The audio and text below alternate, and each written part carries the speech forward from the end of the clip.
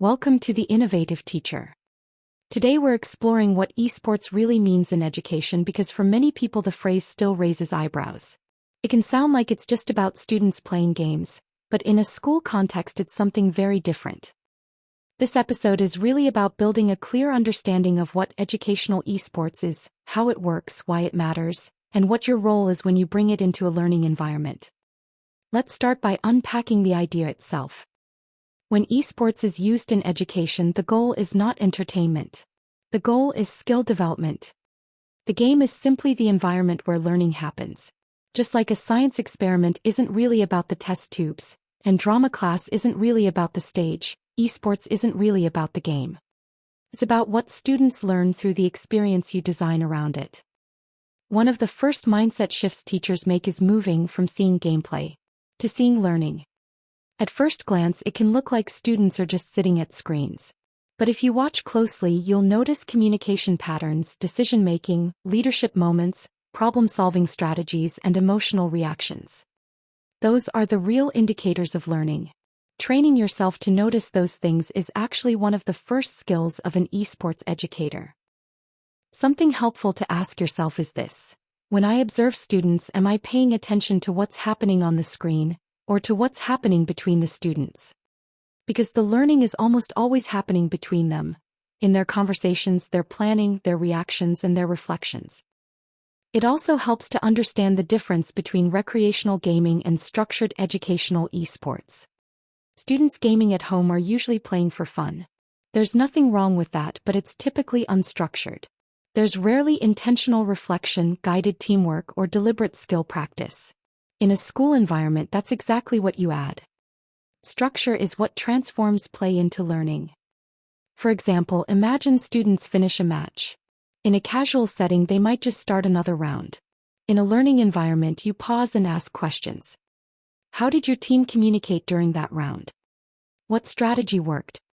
What would you change next time? Those questions are simple, but they activate reflection, metacognition, and collaborative thinking. Suddenly the experience becomes educational rather than purely recreational. So when people ask what makes esports educational, the answer is not the software. It's the instructional design. The learning doesn't come from the game itself.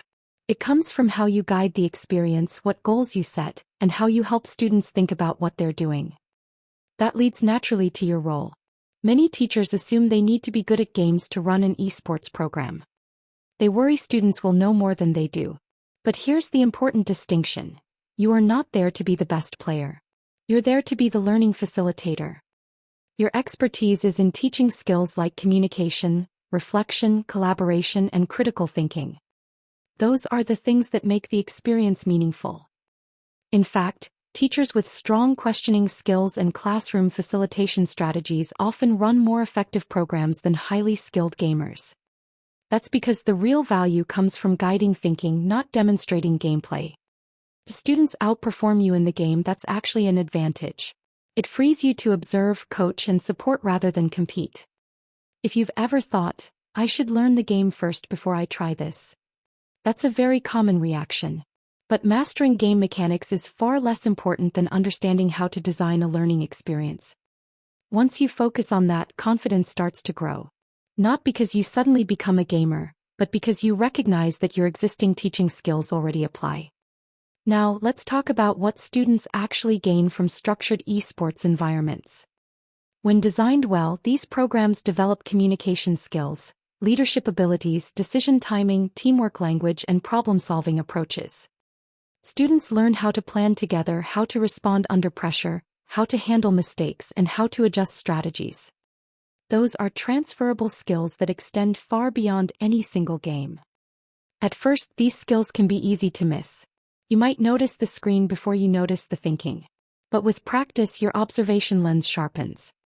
You start seeing the collaboration behind each action, the reasoning behind each decision, and the emotional regulation behind each response. That's when you realize that what looks simple on the surface is actually cognitively complex underneath. Of course, it's also important to acknowledge concerns. Questions about screen time, behavior, and well-being are valid. Any activity can become unhealthy without guidance. whether it's sport, music practice, or digital play. The purpose of school-based esports is not to ignore those concerns. It's to teach students how to manage them responsibly. Strong programs intentionally include balance.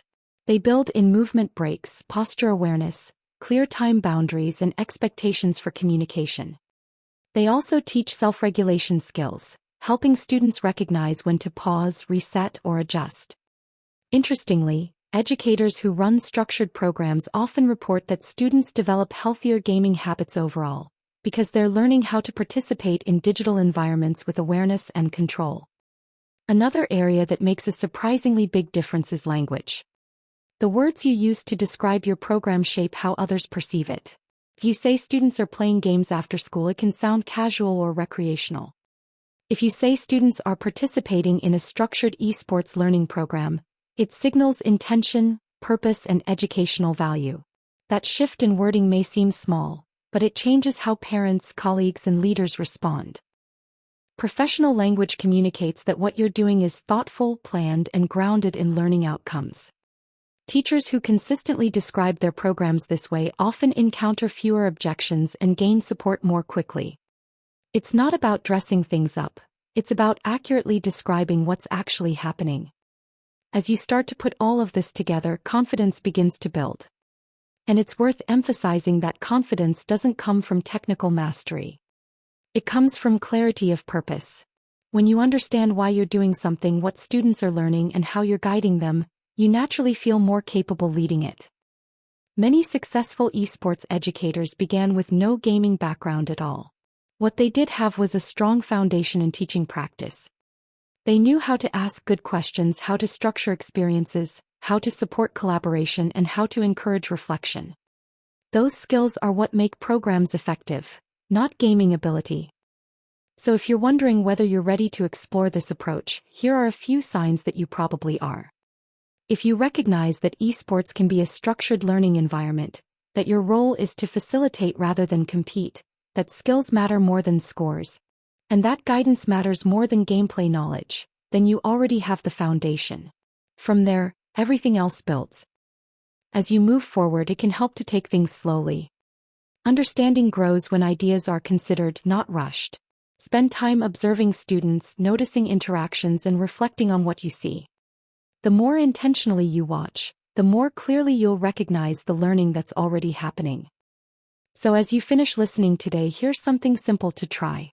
The next time you see students engaged in any kind of game, digital or not, shift your attention away from the activity itself and toward the skills in action. Notice how they communicate. Notice how they respond to challenges. Notice how they solve problems together. That observation habit is the starting point for designing meaningful esports learning experiences. This episode has been about laying the groundwork, clarifying what educational esports really is, how it's different from casual gaming, what your role looks like as an educator, the skills students develop, and how thoughtful structure turns concerns into opportunities for learning. With that understanding in place, you're not just curious anymore.